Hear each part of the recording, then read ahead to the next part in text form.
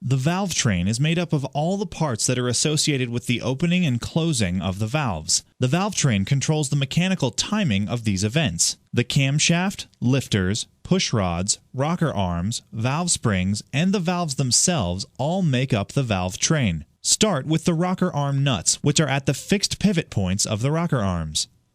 If the engine has rocker shafts that the rocker arms are mounted on, the entire shaft is usually unbolted and lifted off as one piece. As the rocker arms come off, make sure the pivot ball that is under the rocker nut stays with its respective rocker arm. It's very important that as you take the valve train apart, everything that can be reused has to be organized so that during reassembly it goes back into the exact position that it came from. If parts are not matched up to their original placements with their companion parts, excessive wear will occur. Some tools suppliers have special valve train organizer trays for this purpose. New components should be uniform in size and, of course, don't need to be matched. As you remove the push rods, make sure the upper end stays in the up position. If you reassemble them upside down or get them mixed up, they will wear out a lot faster. There are special pick tools that make it easier to pull out clean valve lifters, but you can also use a small flathead screwdriver to do this. If any or all of the lifters are gummed up with dirty oil and don't want to come out, leave them where they are. They can be removed from the bottom after the camshaft has been removed.